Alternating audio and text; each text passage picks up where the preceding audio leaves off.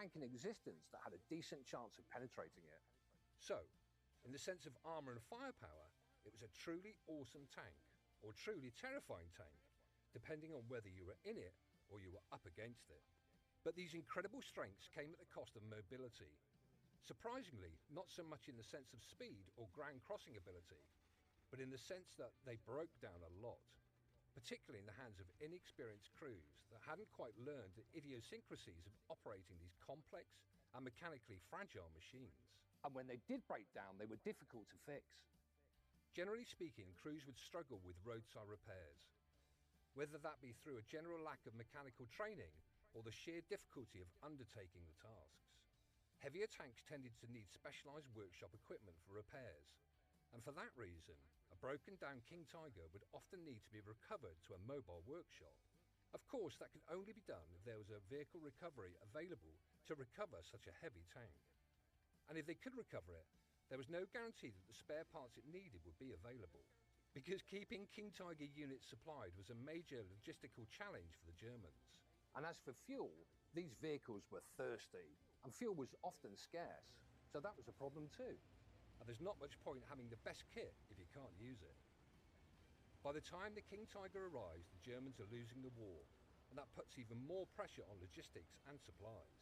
Of course, there were never enough of them to have any significant impact on the war, and that's why so few remain today. In fact, it's interesting that both this King Tiger and the Tank Museum's production King Tiger were both recovered from the battlefield, having been abandoned after they broke down. So how do they keep it running today? And what's it like to drive? Hi, I'm Eloise from the Musée des Blindés. I'm the communication manager. Hi, I'm Alexandre. I'm chief of the workshop of Musée des Blindés. Alors c'est un honneur de conduire ce genre de véhicule qui est très rare, où peu de gens aujourd'hui conduisent le même. It's an honor for him to be able to drive the King Tiger, because not many people in the world are allowed to drive it. Alors sur un côté technique, c'est un véhicule qui est d'un côté relativement simple, avec un volant et une boîte de vitesse, on va dire, robotisée. Okay. It's a vehicle that's quite easy to drive, because there's a wheel and the gearbox is robotized. Mais d'un autre côté, il faut être énormément à l'écoute du véhicule et de son moteur pour le préserver. But you have to listen carefully to the engine and to the vehicle itself in order to preserve it. Donc sur la visibilité dans le char, le gros avantage qu'a le Tigre 2 par rapport au Tigre 1, c'est qu'on peut conduire tête dehors dans les phases normales de déplacement. Et donc ça vous permet d'avoir une visibilité vraiment intégrale du devant et pas seulement dans un épiscope. What's easy with the King Tiger compared to the Tiger One is that they can drive with the head outside of the tank. So they have more visibility when they're driving on the field. So we've now dropped down inside the turret of our King Tiger, and you can see there's actually quite a lot of space for the turret of any tank. However, let's not forget it was a crew of 5 on board the King Tiger. 3 here in the turret and 2 down the front, the bow gunner and the driver. Now, a lot of it around us, you can see the ready round stowage. We've got 22 ready rounds located there, and the King Tiger could hold 86 rounds in total. Now, the biggest part of the turret, of course, is taken up with the breech of the massive 88mm gun with the recoil cylinders located on top. Now, we had to have a fair amount of room in here, of course, because here is a round. This is the 88mm round, and as you can see, to actually manhandle this around the turret must have been quite a feat. It was a very powerful round, and it actually had twice the amount of propellant that the Tiger 1 had, giving it a muzzle velocity of 1,000 meters per second. So the conclusion we have to reach about the King Tiger is that whilst it was a clearly an incredible design, the Germans simply didn't have the means to support it adequately in the field. And welcome back to TankFest 2025, and it's with my great pleasure that we're joined now by our friends from the Musée des Blindés in Semur, France, the French Tank Museum. And I'm joined by Lieutenant Colonel Yannick Klauser, I hope I pronounced that right. Yes, that's right. And Heloise, who's the communications manager for the museum. Now, Heloise, before we start, what happened? Yeah, I got into a little accident with the King Tiger, actually. I was climbing on top of it to record a video, And for some reason, I did like the wrong movement, and my cruciate ligaments are broken. It's not everybody that can say they've been in an accident with a king tiger, Yeah, really, is there? I'm the last victim of the king The tiger, last I guess. victim of the king tiger. Now, Colonel, perhaps you could tell the viewers a bit more about the museum. Yes, I'm the curator for 2 years. I'm the curator from the Musée des Blindés in Saumur, in the Loire Valley. The collection has more than 800 vehicles, and 100 are running in running condition. To do that, we have a wonderful crew with mechanics, 4 mechanics in our workshop center. And to help these 4 mechanics, we have volunteers from the support association of the museum. Fantastic. Now, for those that haven't been, the Musée de Blondet, I've been fortunate enough to have been there many times now, and it is just a wonderful, wonderful collection. And for the amount of staff and obviously the volunteers, they do such a wonderful job at keeping the running fleet going. So, TankFest, how are you both finding TankFest so far? TankFest is a very great opportunity to us to participate and to increase the relation between our 2 museums, Tank Museum and Musée des Blindés in Saumur. It's very amazing, so a very good organization. Thank you to Tank Museum and World of Tanks for this very, very good collaboration. It's amazing, it's a very good moment. Yeah. Eloise, TankFest? Yeah, we're delighted to be here and so happy that we could have both tigers together in the arena. So it's a wonderful collaboration between World of Tanks and the Tank Museum, and we're really happy to be here. Well, from all of us, everybody, the museum, World of Tanks, all of the audience here, we're just going to say to you both, obviously, and all the crew, thank you so much for bringing that wonderful vehicle across. Thank you. It's been an absolute joy, and may I say, an absolute pleasure to work with you all for the duration, and obviously the preparation for TankFest. So, Colonel Heloise, thank you so much for your time. Thank you so much, Richard. Thank you so much. And now we're going to go and join our very own Chris Cobson, who's going to look at the differences between Tiger 1 and Tiger 2. TankFest 25, and we are incredibly pleased to have what is really a unique event. 2 tigers, our own Tiger 131 plus the Saumur Königstiger running together. Now, that's probably the first time that's happened since about 1945, in all honesty. So it's quite a spectacle. Now, these are 2 very different tanks. They have one real commonality, which is they're both designed as Durchbruchswagen, which is heavy assault tanks. Now, that's a concept that actually dates back to the mid-1930s. And the idea was that these are heavy tanks that would actually punch through enemy lines, allowing that gap to be exploited by later armour. Now, nothing much happens about it, apart from some prototypes and messing about like that, until the Wehrmacht goes into the Soviet Union, Operation Barbarossa, in 1941. And at that point, they are encountering 2 nasty surprises, T-34 and the KV range. Russian Soviet-built tanks that are much better than anything the German army has got. So they decide what they need is a tank that will mount the 88mm gun, the 8.8 centimeter KWK 36 gun. Now, that is quite a meaningful piece of hardware. That will put a round through a Sherman or a T-34 armor at about 1,500 meters. The tank they build is Tiger 1. It would be unfair to call it a stopgap, but essentially it's a bit of a combination of vehicles. So elements from Henschel, a turret from Porsche, but what they end up with is a marvelous gun platform for the 88, and it's heavily armored as well. The armor on the front of the Tiger 1 is 100 millimeters thick. So there's very little can actually knock it out. That's fine, that's great. We've got what might be a world-beating tank, but it's not the finished product, not as far as the German army is concerned. They are thinking they now need something that will effectively last into the medium term, the next 5 to 7 years. And the mid 1943 onwards, they're thinking about a different vehicle, and that is Tiger II, the Koenigs-Tiger. Very different in a number of ways. To start off, they've got an even bigger, more powerful gun. They've got the KWK-43, still 88 millimeters, but it's a lot more powerful. That will put a round through Allied tank armor up to about 3 kilometers away. Huge distance. It's also redesigned. They have, in Russia, they've encountered the T-34. That has sloped armor. So the armor on Koenigs-Tiger, not only is it on the front, it's 150 millimeters thick. It's also sloped back at 50 degrees. And that gives you a massive degree of protection. Not only does it make the armor effectively thicker, it increases the possibility of a ricochet.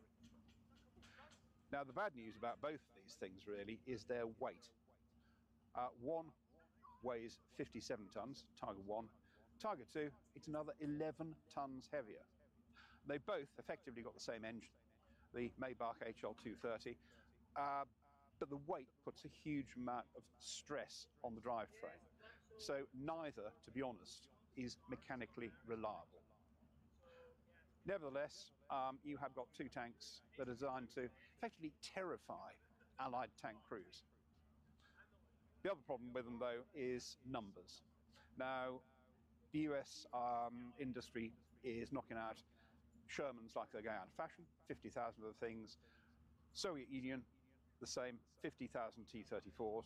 You've got under 1,500 Tiger 1s and under 500 Tiger 2s. So they're amazing vehicles, but they're never really going to be there in sufficient numbers to make a major difference. And the concept of the Durchspielwagen, they don't really get to do it. By the time these things are in service, the German army is on the back foot. So the idea of a heavy breakthrough tank, it doesn't happen. What these are doing is effectively to fight desperate rearguard actions against overwhelming odds. And that effectively is the end of the story. They are a tactical success.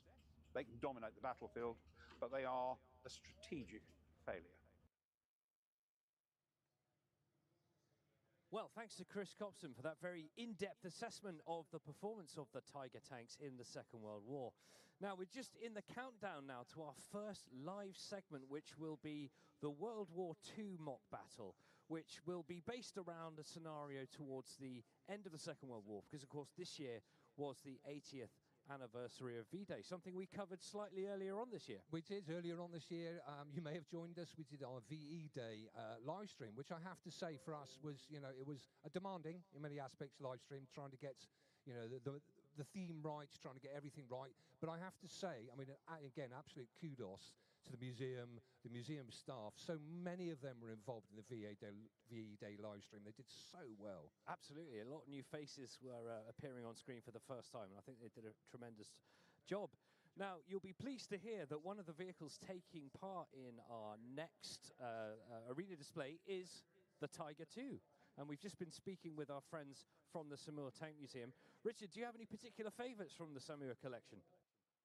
Do you know what? I have to say, I am amazed at their AMX collection, generally their AMX collection. I think I'm right in saying, or they may get shot down in flames. They've got every AMX, including a couple of sort of prototype versions of it as well. But the museum itself is absolutely fabulous. And the AMXs may have changed since I was last there, but you go outside, they're around the corner, and it's just row after row of AMXs. It's a fantastic museum. You should definitely go and visit. It's the second best tank museum in the world. But right now, we're going over live to the main arena. GIs in the back of that truck, that GMC you can see there, are going to be veterans of Omaha. A lot are going to be replacements for the very nature of the casualty list that they racked up. But here they come with some light armor support.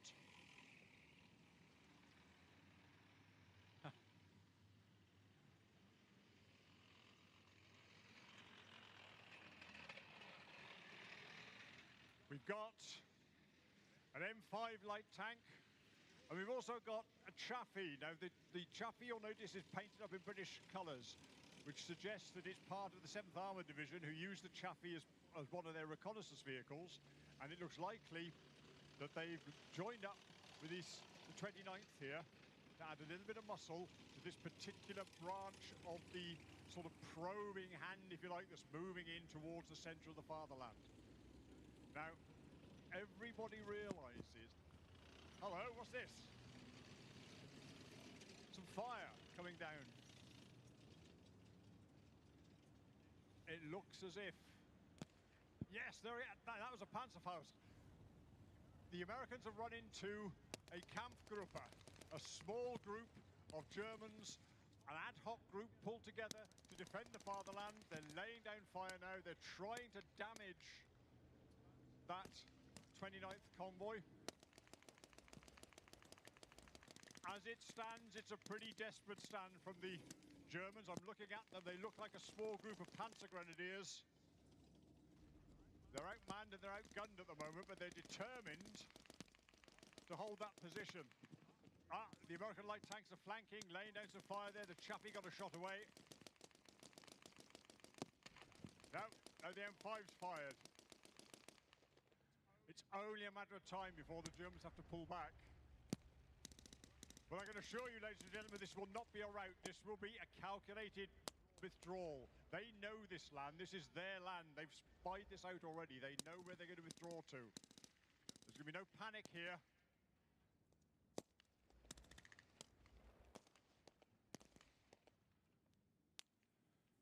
Many of the Allies, British and American, simply could not understand why the Germans just didn't give up. The war was over. Why are they still fighting? Why are people still dying? Now, here come the 29th. They're putting in an infantry attack. We've got some smoke being put down there to mark the position of the friendly infantry. This is to avoid any problems with friendly fire. The tanks and the artillery know where the GIs are. All right, they're getting some more fire down. It looks as if that's it. Yeah, the Panzer Grenadiers have decided that discretion is the better part of valor. They're bugging out of their position. Look, they're still firing. Look, they are not giving up easily, these guys. The Americans have seized the position. And they're happy at the moment, at least, just to dislodge the Germans, to move them away from their prepared position. Notice this, look, the Germans are moving and covering and moving. The Chaffee's, that's it. The Chaffee is flushing them out.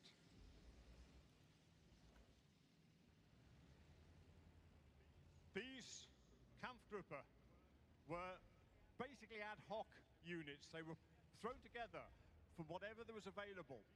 These guys are Panzer Grenadiers. They might have been Hitler Youth. They might have been an anti-aircraft battery pressing its 88s into anti-tank role. They may even have been people like Luftwaffe police. It was an ad hoc arrangement, but it worked remarkably well. And they were holding as best they could. They were making the Allies pay in blood for every metre of the fatherland that they took. And there were various reasons for that. Hitler had maintained this myth that somehow he could force the Western Allies to the negotiating table, and that then they, with the remains of the Wehrmacht, would turn east to defeat the real enemy, the Soviet Union. But I suspect we can see now one of the reasons why this particular Panzergruppe, not Panzergruppe, Kampfgruppe, was so resilient, because they know that they have armour support. And here it comes. Again, it's a mixed unit. So we've got an SDKFZ 222 light armoured car, first used in North Africa. You'll see photographs of Rommel standing at the top of one of these, doing order groups. We've got Tiger 2, a King Tiger, König Tiger, and backing up is an SDKFZ Hatmac 251 armoured personnel carrier. And my goodness, a Spitfire, ladies and gentlemen. There she goes. A flyover now. That is going to rattle the Germans. They will have had one eye on the sky. They will have had one eye on the sky throughout this engagement, because the one thing the Allies have got is total air superiority. Now, they're lucky today. They are very lucky. That is a Type 19 Spitfire. It's a photo reconnaissance aircraft.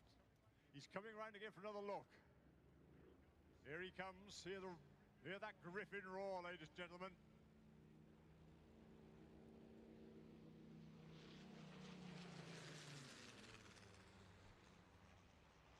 That would still be enough. So they don't know it's a photo reconnaissance aircraft. I do. That will be reporting back so that we know what kind of position all along the line. They'll be checking on the degree of resistance at each point on the advance. And he's coming in again for another overflight. The fact that he hasn't engaged has emboldened the Germans a little bit. Had he been, should we say, a fighting Spitfire, the heaviest weapons he would have had would be a couple of 20mm cannons. Give him a wave, everybody. Come on, he can see you. There he goes. Come back with some Typhoons. There's a good chap. He can't do anything. He could have shot up the light armored car had he had 20mm cannon, which he hasn't got. He's completely unarmed. He could not have affected this enormous King Tiger.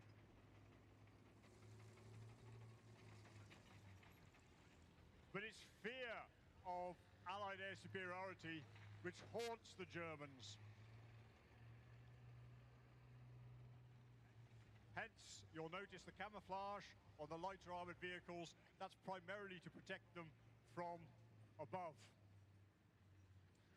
The German soldiers in the Wehrmacht had a rather dark, ironic little joke they would tell each other. If you look up in the sky and you see an aeroplane and it's brown, it's a British aeroplane. If you look up in the sky and you see an aeroplane and it's silver, it's an American aeroplane. If you look up in the sky and you see an aeroplane and it's not there, it's a German aeroplane. So they had this very kind of ironic view. From their point of view, it meant that they were in constant threat from these, not so much from the reconnaissance Spitfire gave them a fright, but it was unable to engage them. They were more concerned about the Jabos, the Jaeger bombers, the fighter bombers, the British Typhoons, the American Thunderbolts. A British Typhoon pilot wrote in his memoirs that under his wings, he had the same firepower as a broadside of a light cruiser. So even our King Tiger tank here would be severely rattled by that kind of firepower. Now, there's nothing much that the American light armor can do against that Tiger. In fact, you'll notice they're taking cover. They would be very brave even to show themselves. They can engage the 222 armed with his 20mm cannon. They can engage the 251 at the back there, which is mounting a couple of heavy machine guns, an MG-34 and MG-42. They are impressive weapons. They can throw out about 1,200 rounds a minute. But we've got to a stage in the war where that is not necessarily an advantage.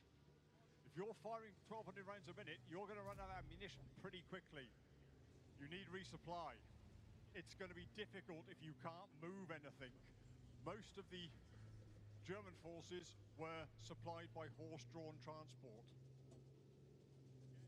Again, if you look at the accounts of the Falaise pocket, where basically the Wehrmacht in the west was broken after D-Day, time and again the veterans talk about the numbers of dead horses there were there in the fields and the lanes there of the bocage. Now at the moment the Germans are dominating the battlefield. The American light armor has been drawn. Almost certainly they're on the radio. Where are the fighter bombers? We need fighter bombers in. These are Americans. They're going to be wanting Thunderbolts. Get some Thunderbolts up here quickly.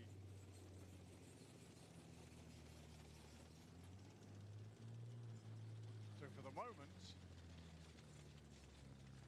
the American advance has has been halted. Now, why don't these young Germans simply give in? Why don't they just accept what's going on? Well, there are a variety of reasons. Some of them might be ex-Hitler youth inculcated with the philosophy of Nazism. Some of them may be afraid. They've seen the bodies hanging from telegraph poles with the signs around their necks saying, "This coward refused to fight for the fatherland." SS death squads are roaming behind the line. They might be doing what soldiers normally do, fighting for the bloke next to them. You come across that again and again.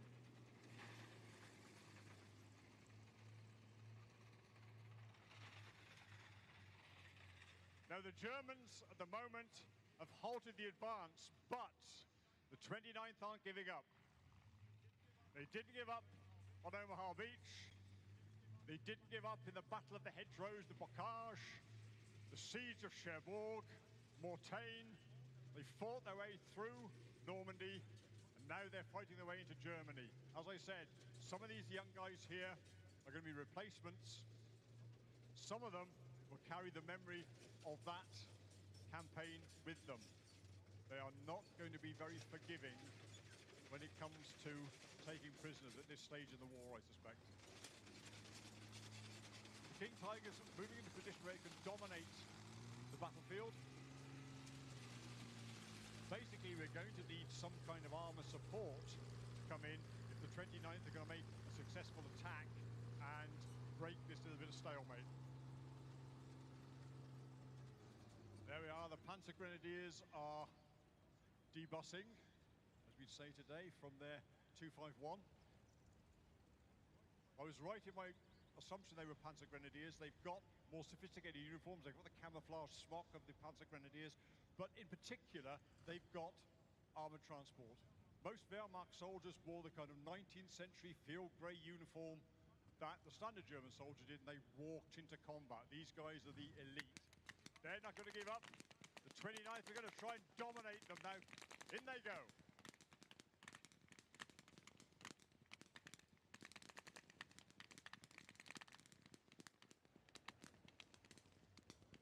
Another giveaway. A couple of our Germans here are using the MP40 submachine pistol.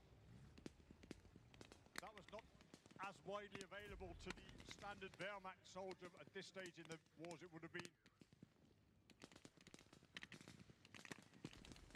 I can see at least one Russian submachine pistol in there as well, which has been looted from the Eastern Front. The 29th, they've got far more automatic firepower here. They've got Thompsons, they've got a BAR, Browning automatic rifle. And the idea is to lay down as much fire as you can. Now you'll notice part of the 29th have broken off. The Americans have this maxim: find them, fix them, flank them, finish them. Well, they found them, or rather they blundered into them. Now the task is to fix them until such a time as they can flank the German position. And then, with a bit of luck, they can finish them. But I suspect they're going to need some heavy support in order to deal with that German armour there. Now the Panzer Grenadiers, they realise they've been flanked. They're withdrawing again. These guys are not panicking. This is not a rout. They know their ground. They know there's a village down here which they can occupy. Buildings, very difficult to clear.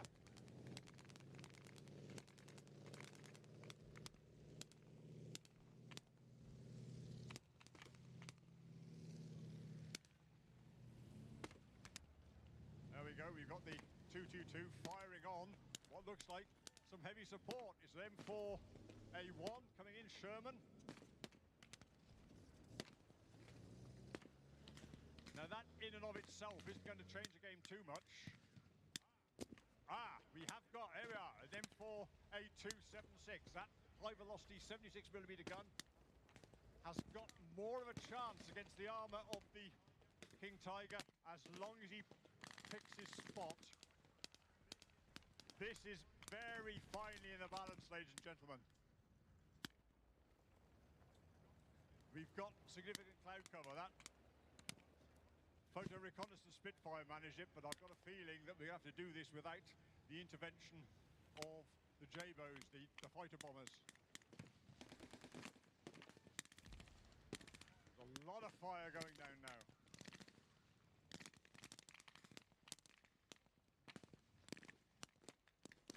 The 222's moving.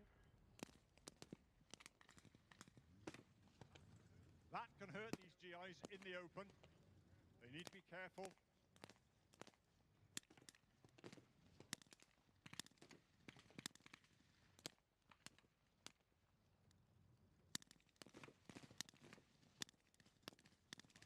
At the moment, this has become a bit of a standoff between the armour and a serious firefight between the infantry.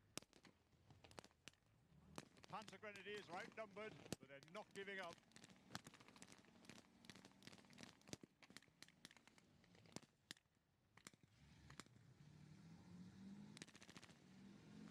Now the King Tiger's tracking the M4A2. It does not want to take a round from that long 88mm. That will penetrate anything the Allies have got at just about any viable range.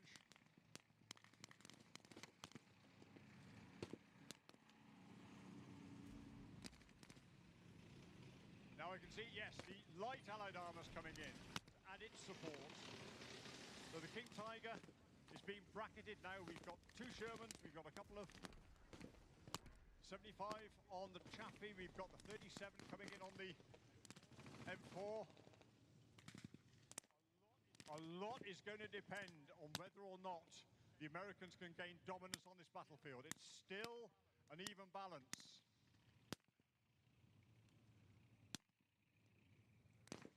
There is a slender chance that the crew on that King Tiger are inexperienced. By this stage in the war, a lot of the experienced tankies, the guys who've gone into France, even the guys who've gone into Russia, have got, hello, incoming fire. Right, they're bracketing the, wow, every single, my goodness. King Tiger's being hit from every direction. It may not have been brewed. 251's been brewed. It may not have been brewed, but that crew is going to be, at best, severely rattled, at worst, injured by that incoming fire. The 29th are now advancing on the village. This is it. They're going in, grenades, submachine guns, and there we are, ladies and gentlemen.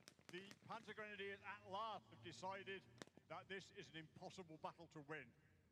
There's a white flag being shown there. Again, we have coloured smoke being laid down to mark the position of friendly forces.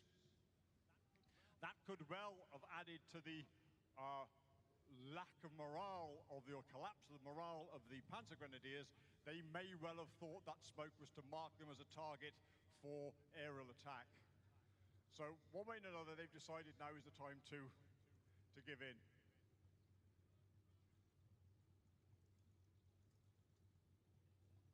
They'll be searched for any useful intel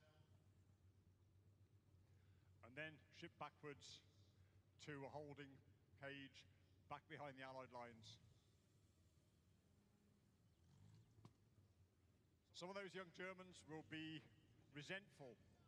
There's evidence that some of them, for instance, refused to accept medical assistance when they were captured, believing that they were going to be poisoned, for instance, by the Allies. Others will be just grateful that it's all over. Give me a cigarette, Ami. For me, the war is over.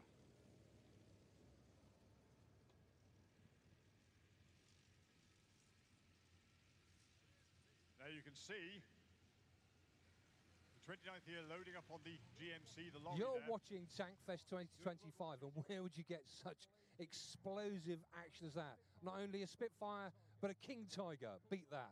Pulled it all out the bag for this year, haven't we? We really do have a tough act to follow next year. The Spitfire, incidentally, was provided by the Battle of Britain Memorial Flight, so thank you very much to them. And I have to say, in all my years at the Tank Museum, I would have to say that is without question the best mock battle I think I've ever seen. I even think the explosions were louder than we've ever had before, because we're obviously quite close to the action, so I hope it wasn't too loud for you at home there. Absolutely, and so thank you very much to all of those who took part in that mock battle, the reenactors there. And of course, we have a very big living history area here at the Tank Museum this year, which has got soldiers from the First World War and into the Second World War. And we'll have a bit of VT with KB taking a look around those areas slightly later on. Have you ever fancied a bit of reenactment as a hobby? I have to say, obviously, having been in the army for lots of years, the last thing I want to do is put on a uniform and run around. So kudos to the guys there. It's a hot day here at the Tank Museum, and for running around there, not an easy task. No, absolutely, not in this heat. Now, next up, of course, we're going to have some more VTs featuring somebody who I think most of you watching will be familiar with. But first, Richard caught up with our, I have to make sure I get this right, Chris van Schardenberg, our vehicle collections manager.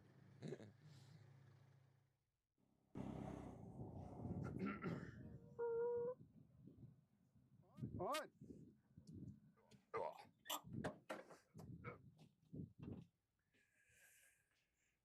So we're just going to take the opportunity now. We're in the workshops of the Tank Museum to catch up with our good friend Chris van Schardenberg, who's the vehicle collections manager. Have I got that right, Chris? Yes, Richard. Thank you very Welcome much. back. Good to see you Thank again. you, Chris. So how's your build-up TankFest been? Yeah, it's going well. The guys have been doing well. A lot of prep going on. You see vehicles outside, the Centaur ready to go.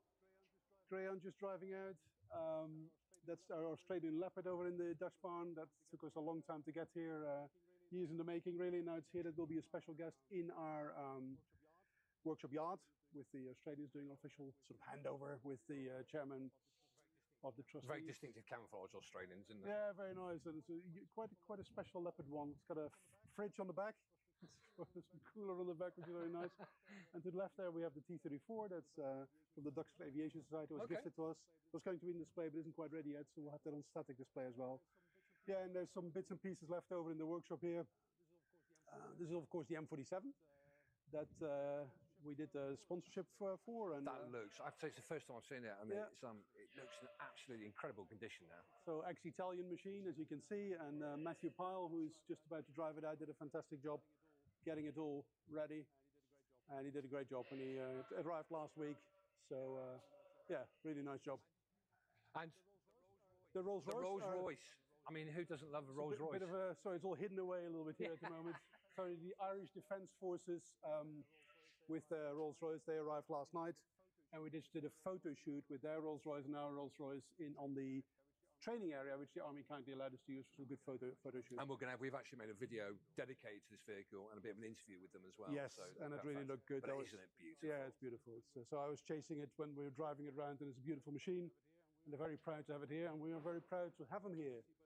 So nice to see both together doing on a road run. We reactivated ours a few months back, and it's really running okay. It's nice to see them both together here at TankFest in Bovington. Fantastic. Is there anything that's been particularly problematic this year, Chris, or has it just been the... Funnily enough, had a problem with finding a starter mode for a Valentine. That vehicle has been in and out of the works for a long time, and just when it was all working properly, we couldn't find the starter motor failed, and we couldn't find a suitable replacement. So we'll see if we can still do something about that tonight or not. This is just being stored here. That comes out of the Vehicle Conservation Centre, so we need to make a bit of space. The Churchill, obviously, that goes out last thing tonight, and Matthew's M47 will go out in a minute as well, ready for the tank park, ready for tomorrow. But yeah, they're doing a lot of, as you can imagine, last minute, some battery changes, charging things, cleaning things. And what's your opinion of having the King Tiger from Musée de Blonde here this year? Yeah, it's really just nice to see it. I've seen it a few times, once in the Netherlands, I think, at the German event, and I saw it last year in Bastogne. So it's nice to see it, and I've seen it in the museum before, but great to see it here. Always a bit of trepidation to make sure it gets through customs and everything, but it did it, and the French colleagues are great. So it's parked in the Vehicle Conservation Centre. They're coming tonight for putting it in the tank park. That should then be the last vehicle in. So yeah, it's been busy getting here, but and thank you again for the support for getting it here. But it's all coming together. The guys are doing a great job, obviously for weeks preparing vehicles, and then the last few weeks really getting everything ready.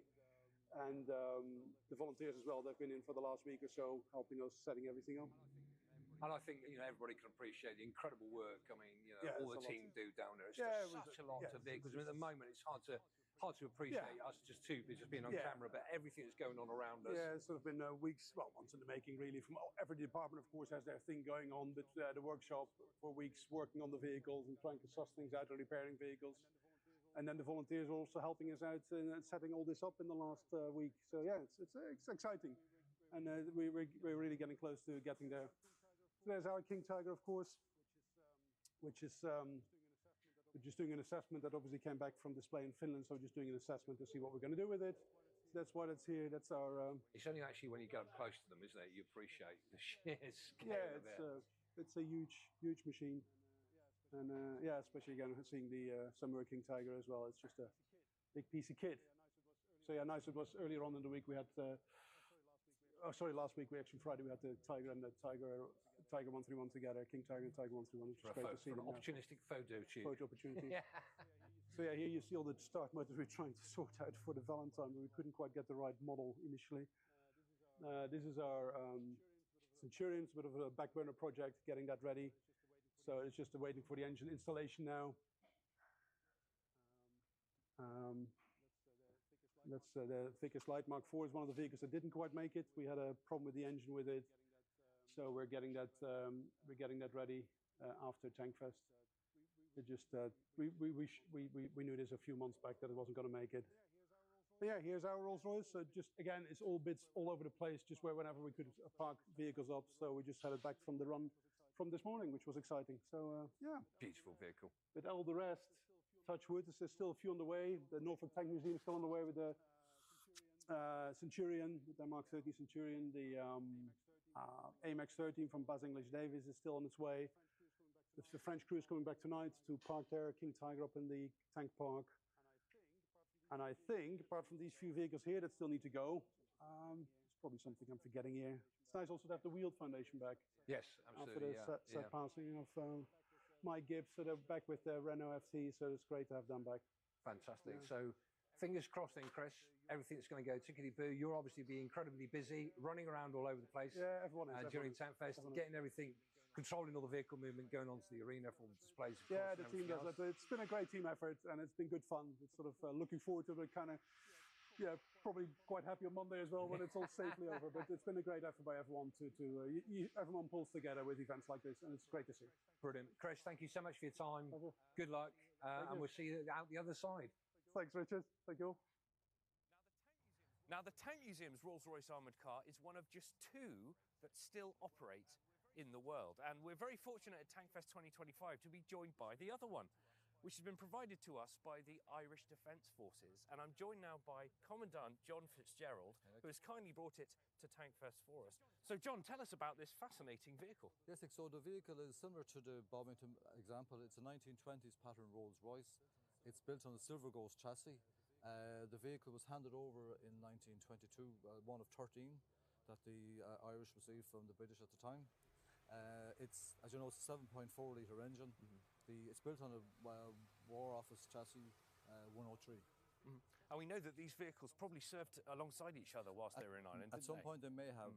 Again, we're not entirely sure if these two examples served together at any given time, but they were all built around the same time for that purpose. So they were. Now, this particular armoured car has played a very important part in Irish history, hasn't it? So it's a huge part of Irish history. The vehicle was on escort duty with General Michael Collins in Ballinablaw in Cork when it was ambushed on 22nd of August 1922. He was the first commander-in-chief of the National Army at the time. So it was a huge, at the time, because like a lot of at the time, everything happened, the pro-treaty, anti-treaty forces, so it was a huge event with a huge funeral to follow. Since then, the vehicle has been restored back in 2011 due to that historical significance of the vehicle to the Defence Forces and to Ireland. It underwent a full refurbishment, and we were delighted to say that we got huge support at the time because of the significance of it. Following its restoration, it's now basically on view to the public in the Curragh Military Museum for anyone to see, along with a range of other vehicles. So tell us about the Curragh Military Museum. So the Curragh Military Museum, over the years, has been put together by a lot of interested, people who have, like all of these efforts, a lot of people with a keen interest and a kind of a desire to make sure that the history is recorded. So over the years, they have built up kind of a huge collection of weapons. They've got even the flag that was taken down when, basically when the British left the Curragh back at that time. and they have a Peerless armoured car which we built. It's a replica with the support of the Bovington Museum. We were over here for 2 days to take care of that. There's a Comet, there's a Churchill, there's a range of vehicles on display in the Curragh Military Museum.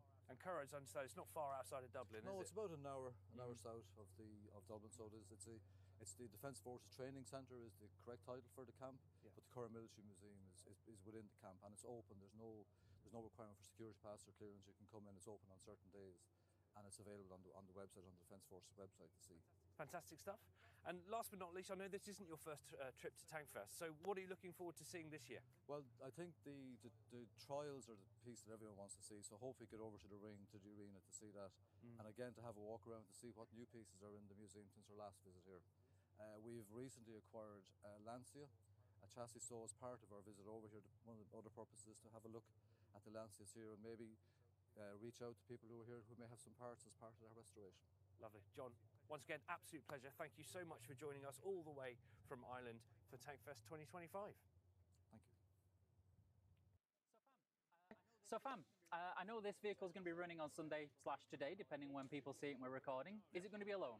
No, it's not. So good old Tiger 2 here is going to be joined by its older but littler brother, Tiger 131, which is just on the other side of it. It's going to be quite a sight. It's going to be the first time that both of these vehicles have been running together, and I think it's also possibly going to be the first time, possibly since just after World War II, that both a Tiger 1 and a Tiger 2 are going to be running at the same time together. And we brought them here to run. Yeah, and we brought them here to big run. thanks for World of Tanks for bringing this over from the Samoa Museum in France. So it's going to be absolutely, I think it's going to be brilliant.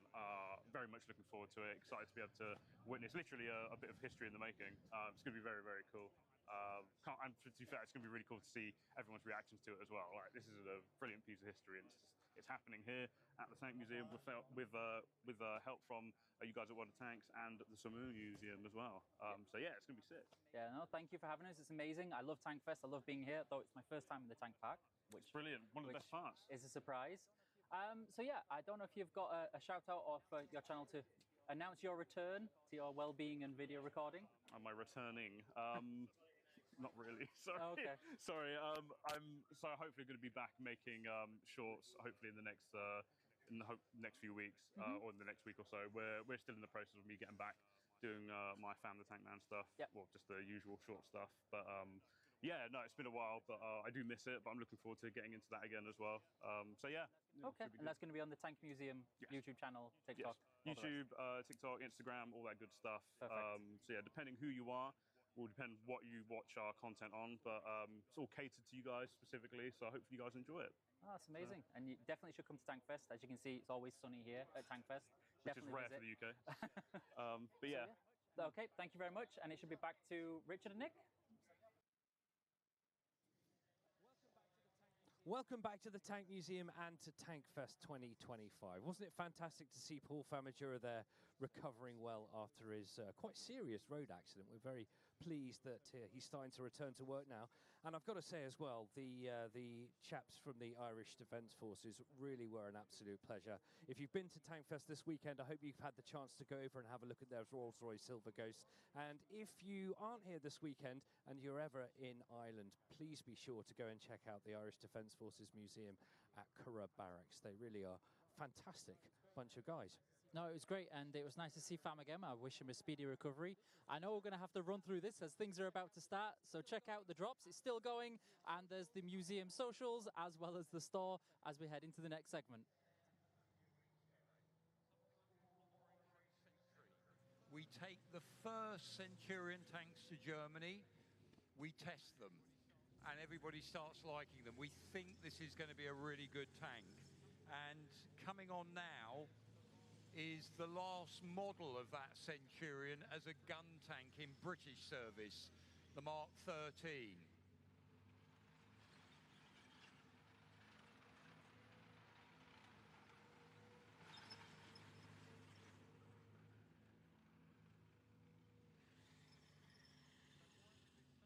So why was this such an important tank for Britain? Well, one of the reasons is as we made the tank, there was an awful lot of tanks in Europe at the end of the Second World War. These were passed on to other nations. But we're also now entering the time of the Cold War. The idea of the Eastern Bloc countries under Soviet domination, Warsaw Pact it was sometimes called, versus the capitalist countries of the West, NATO. That's why NATO is formed. And this terrible thought that our tanks compared to some of those tanks we've seen in things like the Berlin Victory Parade, tanks like the Russian heavy JS2, 3, and we know they're building bigger tanks. What are we going to do about that in terms of firepower? Now, for the British Centurion, we start with a 17-pounder gun. That's the one that was on the Firefly in World War II. We put it on the Archer tank destroyer. Very good, very powerful with the right ammunition. What was great about the Centurion is they'd realised as they're designing it in World War II, up-gunning, as it were, is bound to happen. We're bound to need bigger guns, larger rounds, etc. So they designed the tank with that capability in mind. So within 5 years, we've got the 20-pounder gun going on the Centurion. Weight of solid shot in steel that gun would fire. But there's still a worry. In the early 1950s, we've seen the T-34-85, we've now seen the T-54 tank. We are really worrying about what might come next in terms of the next generation, especially of Russian heavy tanks. What's going to come along? What size gun? We're going to need a bigger gun to defeat that. That's the thought process that's going on, why they start a program to get an immense 7.2-inch howitzer. Let's not have it lobbing shells in the distance. Let's have it as a direct fire weapon that can fire a round at a big, heavy future Russian tank.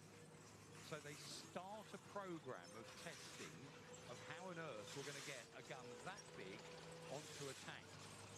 Now, coming on now is FV4005, Fighting Vehicle 4005. They're given these numbers so that, again, rather boring, we want names, don't we? But these are so we can differentiate the different projects going on. And this is not a tank. When you're looking at it, it's not something they're thinking it's going to go into production. It's not a prototype, it's a test bed. In other words, they're setting it up to learn what are going to be the problems, what are going to be the issues. Now, this is what they call stage 2 of the project. Stage 1 had an open top. They're trying to work out these rounds for that, a gun that size, 2-part ammunition. Round goes in, followed by the brass cakes with the propellant in.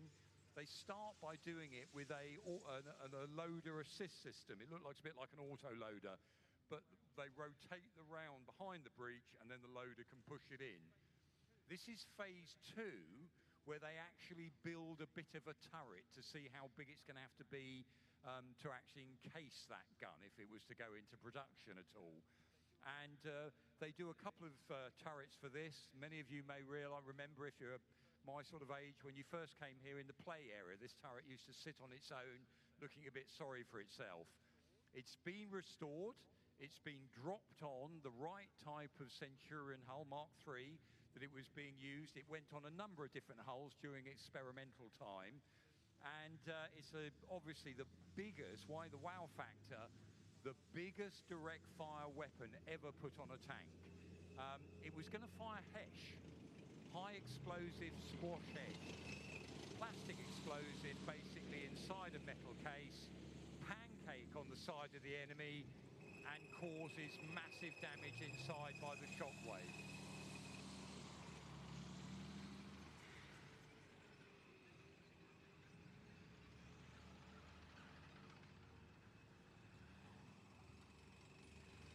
Now, when it fired, it had such a recoil that they've got a ground anchor to drop behind it. If you fire to your side, you can only do certain angles. Too much recoil means you're going to tip the vehicle over. The great news for us is, we didn't realize it at the time, but Khrushchev, when he comes to power in the Soviet Union, he doesn't like the heavy tank program. He stops it. He says, you don't need those, you can do it with missiles. And also, in the mid-1950s, we start missile programs of our own, anti-tank missiles. So this FV4005 basically gets dropped because it's not needed in the same way. We've still got the threat of those heavy Russian tanks, but what are we going to do about it? So that was one of the British ways of looking at the problem. This is M103A2. That's what the Americans come up with as their answer to what they see that problem is.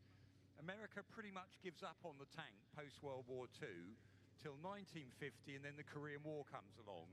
And everybody realised, the Americans are thinking, don't worry, we've got stratofortresses, we can do nuclear bombs, etc., launched from aeroplanes or worst-case submarines, etc. We don't really need tanks anymore. Korean War changed that. So all of a sudden, they are trying to find tanks, literally taking them off M26 Pershings, off memorials, to go back into service, and they start new tank programs. We're going to see a couple of those in a moment. This one, though, is a heavy tank to hold a bigger gun to take on those bigger Soviet tanks.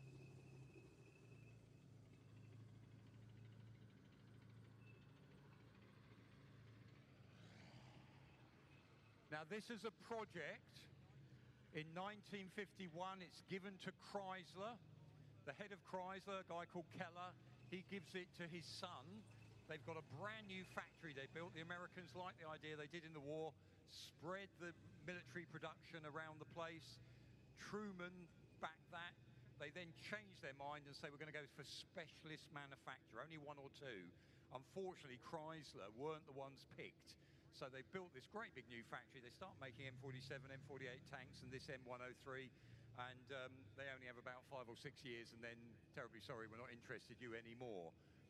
That huge tank that they design is a real first in a number of areas.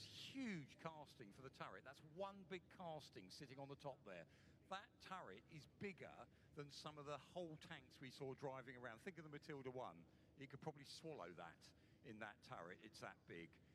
The gun, they've got the wartime biggest anti-aircraft gun they could get.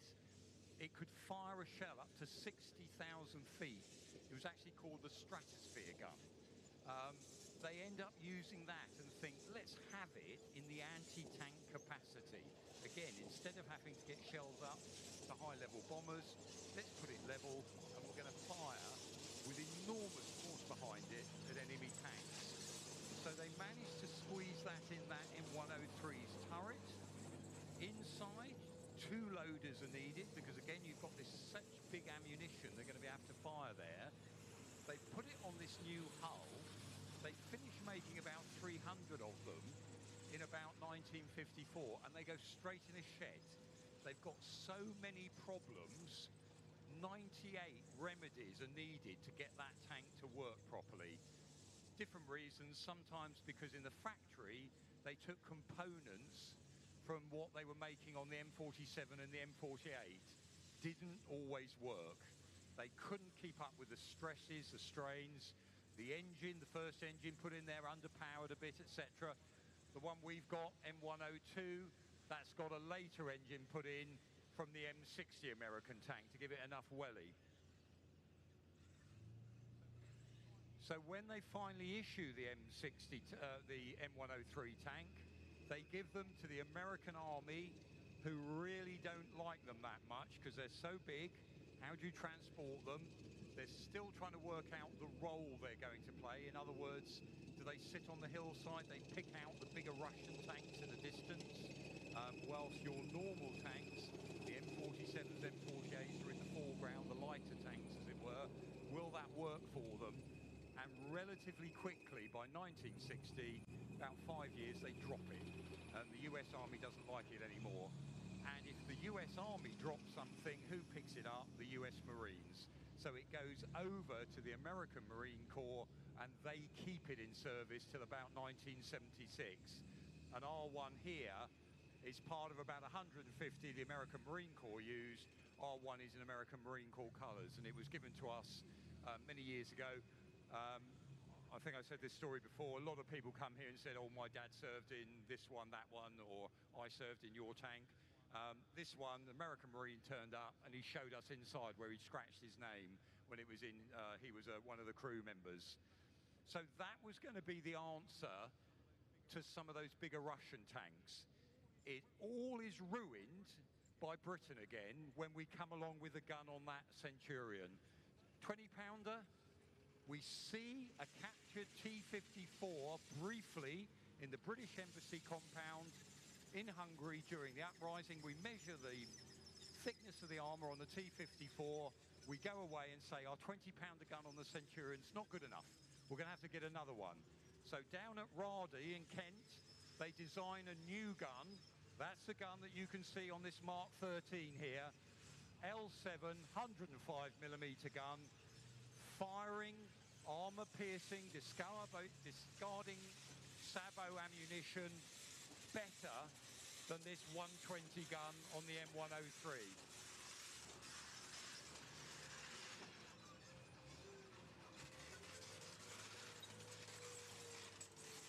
Now, why that's important, we copied the Americans, their 120 gun. We put it on our Conqueror tank, same idea. Whopping great tank. You can see one inside the museum. Big cast turret. Again, this idea, out to watch out for the bigger Russian tanks.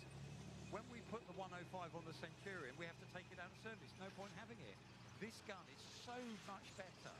It's 50% better than the 17-pounder in World War II in being able to penetrate armour. So it's got a tank, the Centurion tank, that was very good anyway, but it's suddenly let forward. Now that 107mm gun, we give it, we sell it to the Americans, they put it on their M60 tanks, they put it on the first M1 Abrams, the Germans get it, they put it on their Leopard tanks. It goes all over the place because it's so successful, still in service. So again, one of those things where technology can bring an aging system, suddenly it's up to date in that way. And what we're going to see in a moment is, after Tim shows you some lighter stuff, a little bit later on we're going to see some of those Cold War tanks with these guns on, what they were up against, what they were going to be fighting against, and at the same time, a lot of them. So if you've got your earplugs, put them in for that next session. So there's our vehicles, they're heading off. Centurion Mark 13, by the way, lots of countries, we sold half the Centurion, brilliant for us in the 1950s. It brought money back in, lots of countries queued up to buy it. What ends up happening, we sell many on, they go all around the world, still in service at the moment with the South Africans. They call it the Oliphant. They've got So we're back down on the vehicle park to catch up with our good friend, Mr. Joe Hughes, YouTube extraordinaire. I don't know about that. Joe, how have you been? Yeah, pretty well. Busy as always. Good to see that you've bought the very small the old girl. FE 4005. Of course, we first saw this at its outing last year's TankFest. It's behaved itself quite well as well. It's been out and about, done all sorts of things, and last time we used it was Tiger Day. Yeah, she's been all right. We had a small oil leak that we've fixed, but tanks always have little niggles that need keeping an eye on, but otherwise she's going all right. And just a reminder, of course, to everybody that it was a great project and, you know, a partnership between ourselves, World of Tanks, you obviously doing the work on there, and the Tank Museum.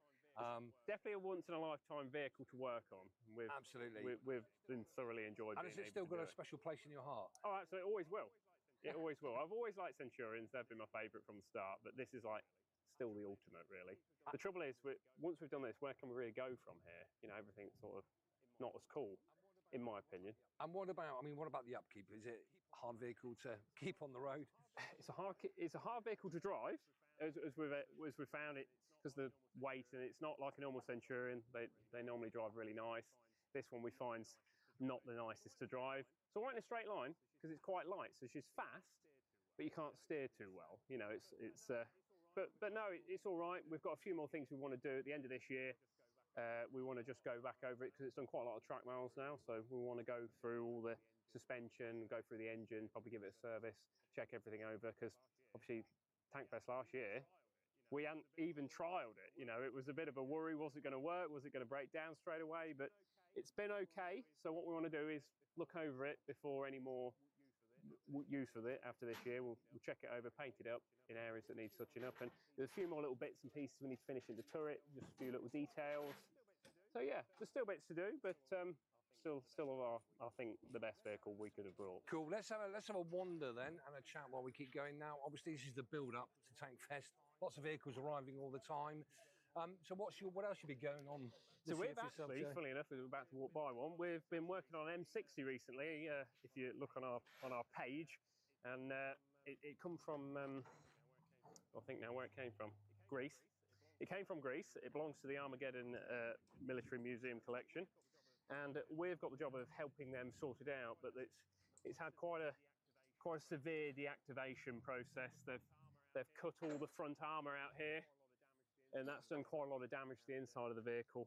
And not only that, the engine in the back, when we tried to run it up, because it was in an unknown condition, we ran the engine up and it was very, very smoky, and it was blowing a lot of oil out of places that it shouldn't have been blowing oil, which was quite unusual. So we took the engine to bits. It's Continental V12 air-cooled, and we found that one side of the engine, several of the pistons actually melted away. Good Lord. So that's a fairly major small And haven't project. they've got a bit of a reputation being quite hard to work on as well, haven't they? Yeah, I mean, the actual vehicle, it's new to me. I've never had much to do with M60s before. Getting the actual pack out, brilliant. Probably the best tank I've ever worked on. You can actually have the engine pack out in an hour. There's only 2 pack bolts at the back. You just lift it straight out, flip a few decks out of the way. You've got like stable doors at the back. But such a good design in that way. But when the engine's out, working on the air-cooled engine isn't so much fun. That's quite, you need specialist spanners, which of course we didn't have. You don't have. So we've made some. I have ordered the right spanners since. But no, we're hoping to actually get the parts. We've had a few people actually get in contact with us and say, look, hey, we've got pistons, we've got liners. So fingers crossed we can revive the old engine, and then it's just a case of welding all the armour back up. So just a small project. This is nice, isn't it? This is very nice. Where's indeed. his big brother? Where's his big brother? Hiding at the moment. Coming out and, to soon. Coming out to play soon. What is your opinion then of seeing the King Tiger at the show? I'm really excited to actually see the King Tiger, because, to be honest, the only time I've ever seen one is the one in the museum that obviously isn't a runner at the moment. But to see one driving around will be quite an experience. And where else in the world are you really going to see the two? Exactly.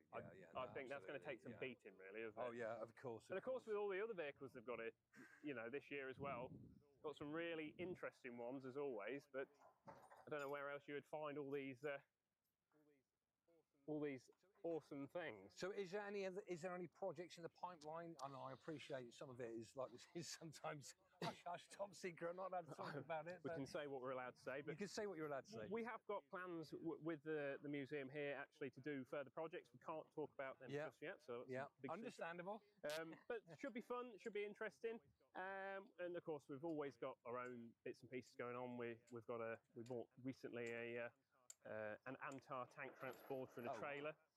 So that's a bit of a new thing. We're just currently going through the trailer, making it roadworthy, because we're hoping at our show, if we're allowed to say anything about it, the Operation Market Harbour, we're going to try and take, well, I'm going to do one load, because I imagine I'll drive it and think this is a really bad idea.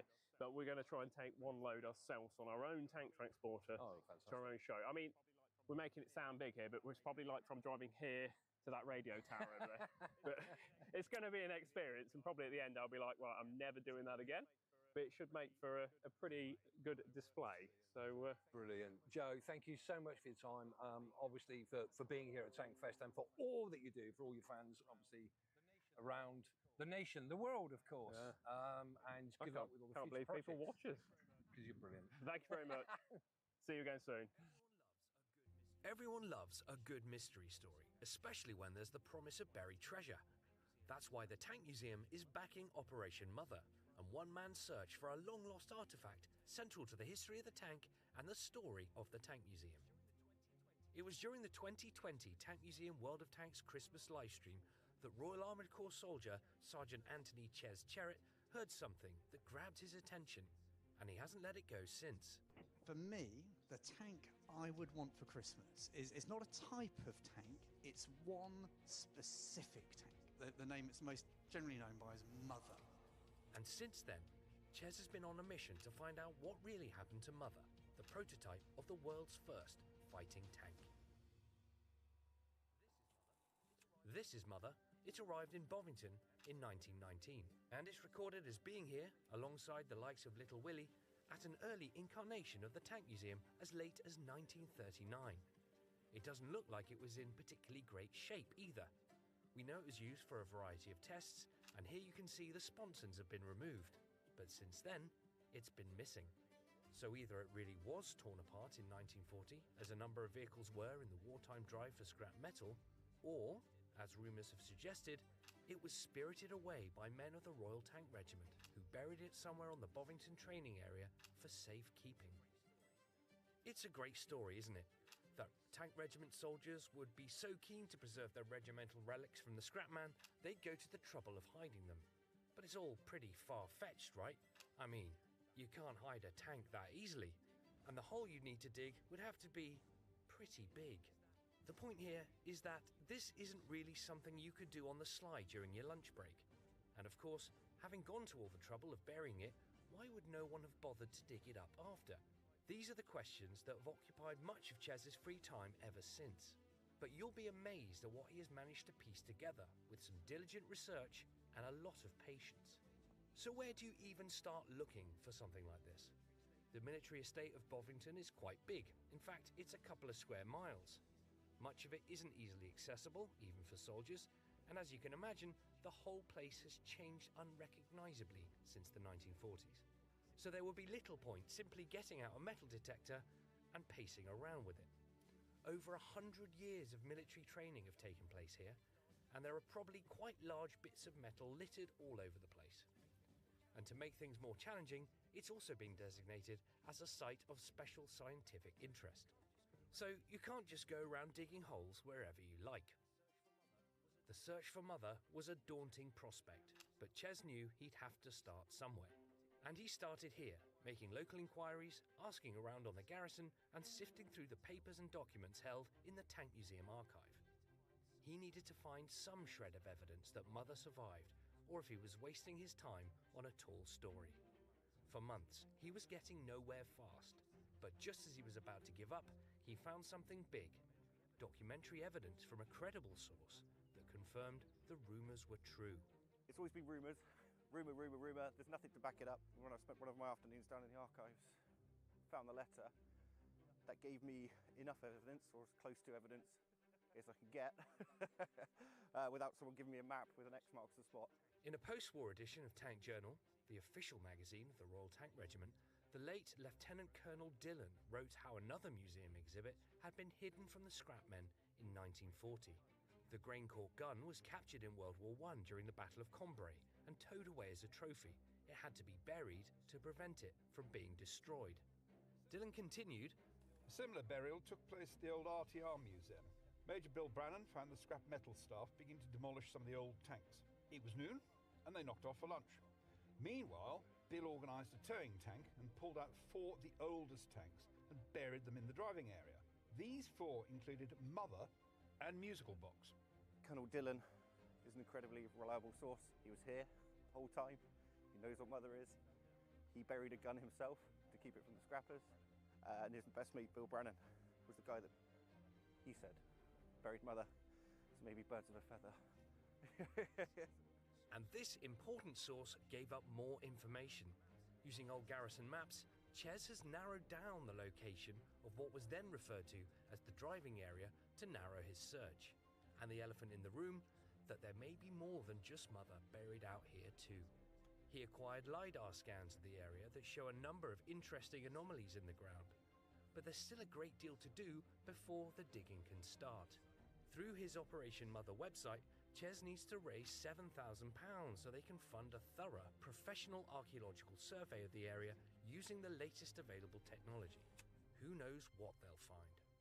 But we all hope Chez solves the mystery and finds the buried treasure, so we can bring Mother home after 85 years in the ground.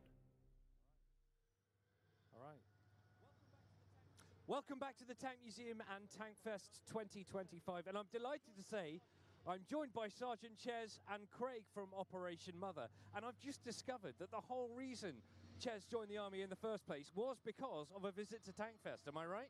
Yeah, I was absolutely recruited by the TankFest. So I was down here, must have been 2006, 2007, looking at all the tanks, and that was me, hooked, and now here I am. Fantastic. I remember it well, a rainy day.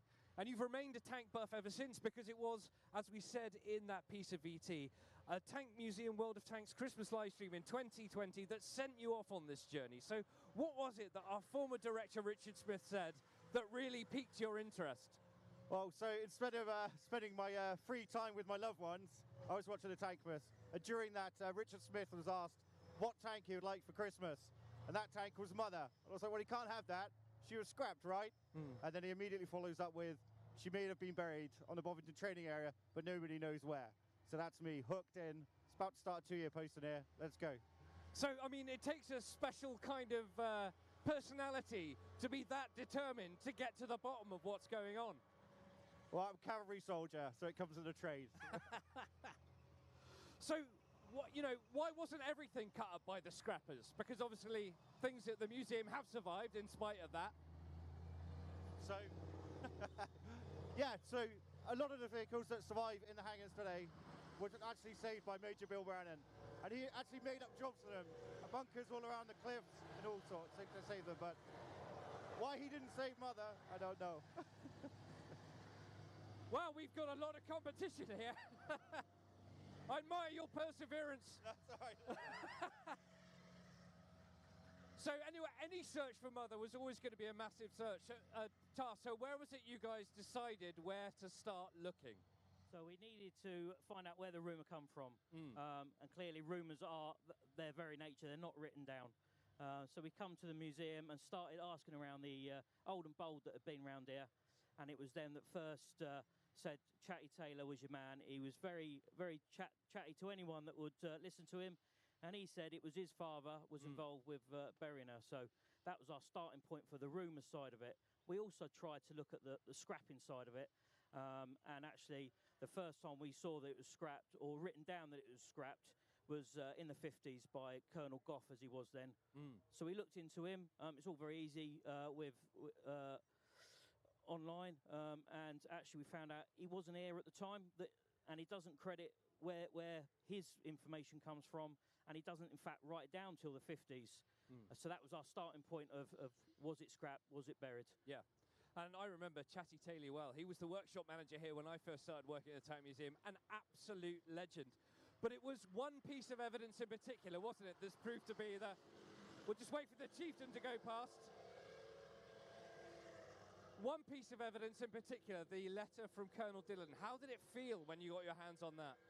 Well, it was incredible. Because I can't get enough of tank commanding, I was spending my free time, lunch breaks down here, commanding vehicles for the school holidays for the Tank Museum.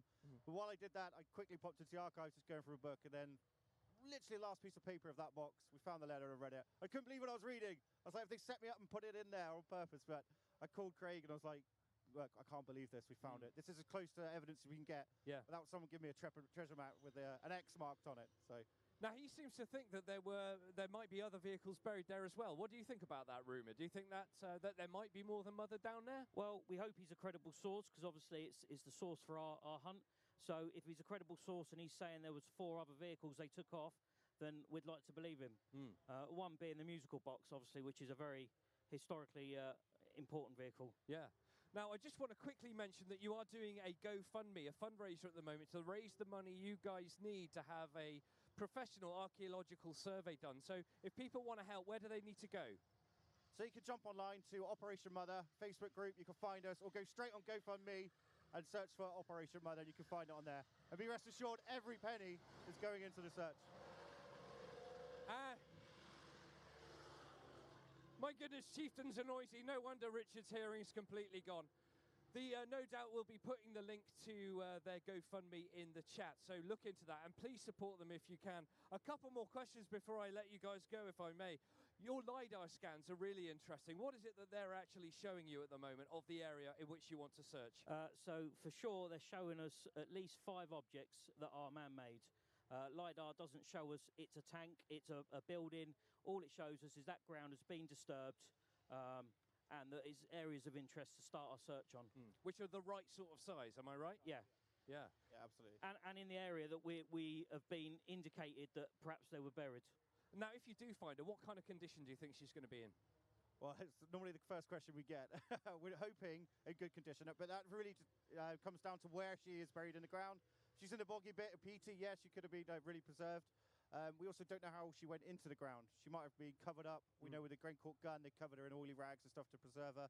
So they might have done the same with Mother, at least a bit of tarpaulin over her.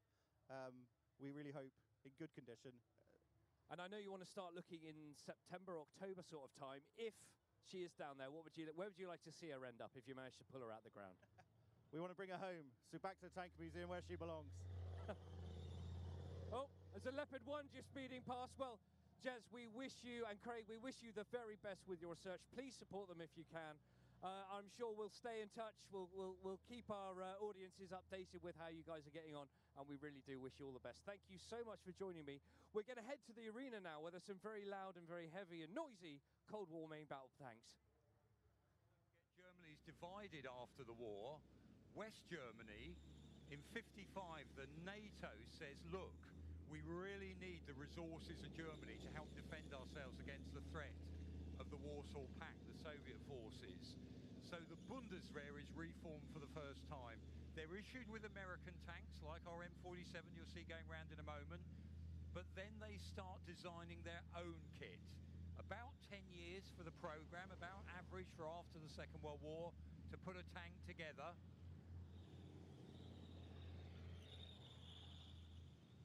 And out comes this, which is the Leopard 1. Amazingly, some of those German wartime designers, Ferdinand Porsche is part of the team originally. A guy called Niekamp, who'd been the German guy, who's been really helpful in HWA, the German procurement agency in World War II. He's part of that team that puts the Leopard together. And the other thing about the Leopard, it becomes quite a success. The Germans have decided, don't go for big, thick armour like we did with the King Tiger. As you can see, they've gone for mobility. Thumping great big MTU diesel in the back. Get that great gun off of Britain. This is the 105 gun.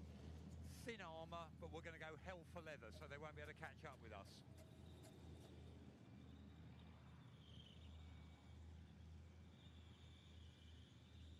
Now, many tanks, or many countries that had bought the British Centurion, when that came to the end of its service life, they ended up, the next tank they bought was a Leopard 1 or a Leopard 2. Another design feature from that. That particular one, Canadian flag on the back, it was a Canadian Leopard in service, hence a maple leaf on the turret there.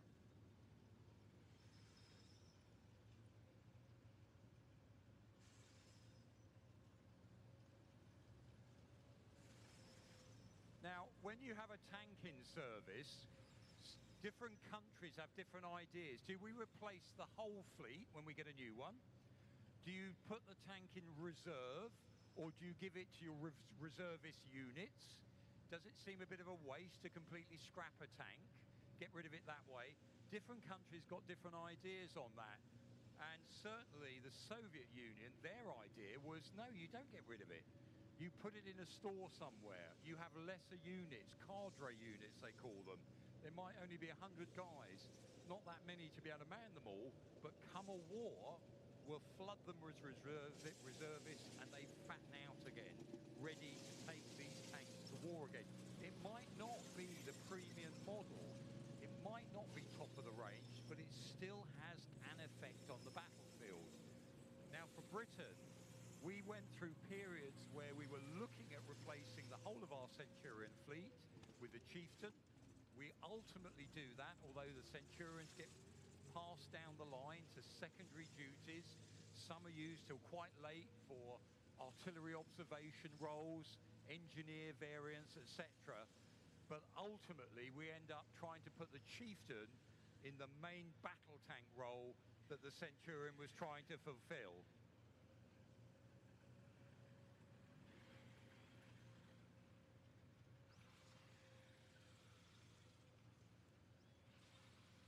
Now, there were plenty of countries that were prepared to buy our Chieftains when we got rid of them, and one of the countries that fell in love with the Chieftain tank was Israel. And the Israelis not only bought tanks from Britain, but they also, when other countries got rid of them, like South Africa, Switzerland, Dutch, they'd buy them all, and they'd take them out to Israel. Sometimes they used them as they were. What they tended to do, though, was improve on them. So again, like other countries that copied that, we've got a Swedish Centurion with a later engine, not the original Meteor with a thirsty petrol engine. They put a diesel engine in its place. And that was, the Israelis were first to do that with a lot of their fleet, because again, it meant that you could go further, more reliable as engine technology advanced, etc.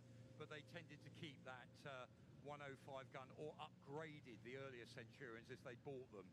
And of course, when they came to the end of their lives, they did other things with them, built something on the top, made some into armoured personnel carriers, etc. So this idea is you keep using that very expensive bit of kit when it first comes out, so to the advantage of your country.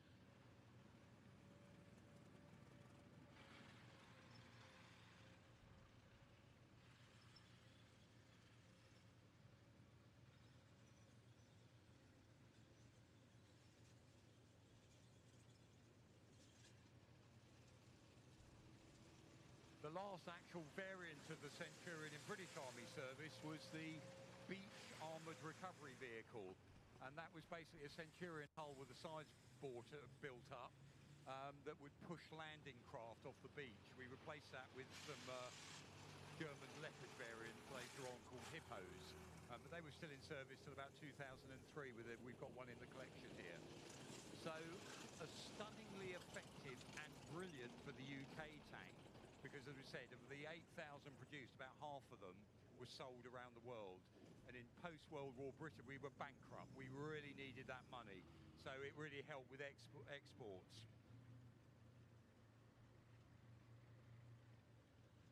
Now, moving off now is one of those tanks that we were worried about. This is actually a T-55, this particular one made after the war in Czechoslovakia. But the Russians had started designing, or I should call it back then, it was the Soviet Union, had started designing new tanks with frying pan-shaped turrets. This rounded turret, ballistically very effective. You haven't got a straight edge to hit, always a chance of a glancing blow. By angling armour, you've also thickened it for a horizontal round to try and penetrate. They've designed a tank called the T-44 back in the war. They make it in small numbers, but that, as we talked earlier, actually the T-34, we can improve that, so let's make the T-34-85. They carry on making those till after the war, and they certainly carry on in other countries doing it as well. But then they've got this new design. It's called the T-54 initially. They do another model that they're trying to make proof against nuclear attack. That's a T-55, and it's got a 100mm gun.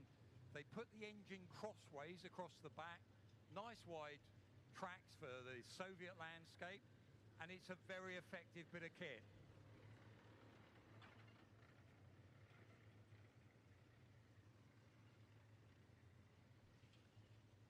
A nice angled front glacé plate. So again, the idea, you're thickening the armour. 100mm gun, you know, a pretty powerful gun there we're looking at. And the wide track is because, again, the Soviet Union, you know, again, that idea, it doesn't matter about the roads. These are illegal on British roads. They'll rip up the tarmac, warm day like today. It's what's called aggressive track. It bites into the ground. NATO tanks have to have rubber pads so we don't ruin the road that way. But made in enormous numbers, almost certainly the tank. We think the T-34-85, T-54, T-55, we're looking at around 100,000 made over time. And that wasn't just for the Soviet forces. They pass it on. Poland, Czechoslovakia, all those countries that are going to be fighting. And then, of course, they're looking for other markets. When they're trying to find money, these are then sold into the Middle East, Egypt, other countries, South America end up with them, out to the Far East. The Chinese copy them and make their own version, the Type 59. So lots of these, this is an idea of a tank, goes all over the place.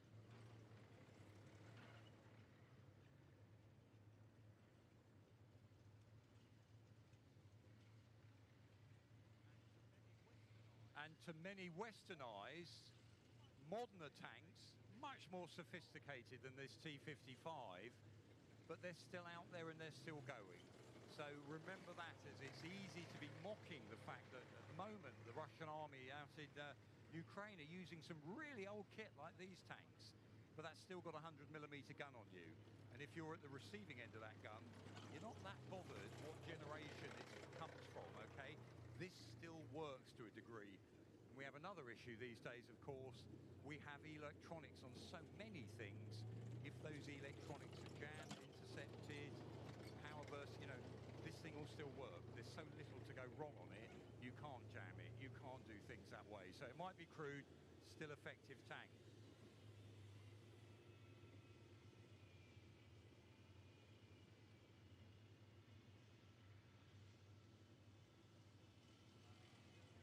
Now, I mentioned earlier about the Korean War.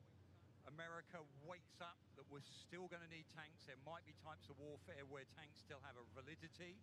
How many times has that happened in the last 100 years? Don't need tanks, all over and done with. End of the tank. Whoa, hang on a second, we need a tank. And that's what the Americans realise. Now, their own tank force, they get some Shermans, they get some Staffies, they rush them to Korea that's being invaded from the north. They get M26 Pershings. Some of those are refurbished quickly. They start a new tank program. This one, the M47, hull of the Pershing, new turret on top with a new, more powerful gun. It's an interim model, and by the time it's coming out, they've almost already got some other better ideas, like the M48.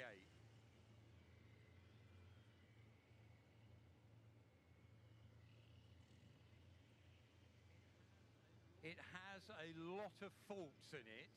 Early days, the M47, but it's not in service with the American forces that long. The M48 is a much more thought-through design that takes over quite quickly.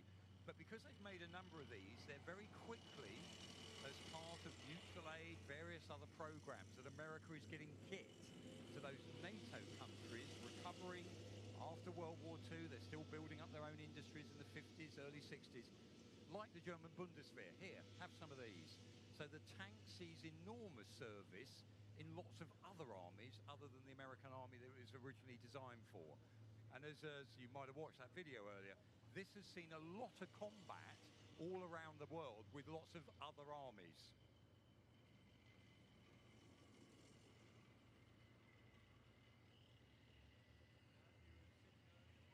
Now, as you have seen earlier, probably this tank, you'll know, it used to sit in our sheds. It's ex-Italian army. Restoration back in the 90s started. Basically didn't quite ever happen. It was in bits, etc. And thank you to those people who helped subscribe. Their names are on the back there of it, to help get this restored. And the guy who restored it's driving it round at the moment, which means that's another tank we can show off in our collection. So really grateful for that, and I know you can go and have a look at it later on. That M47 tank there, absolutely creamed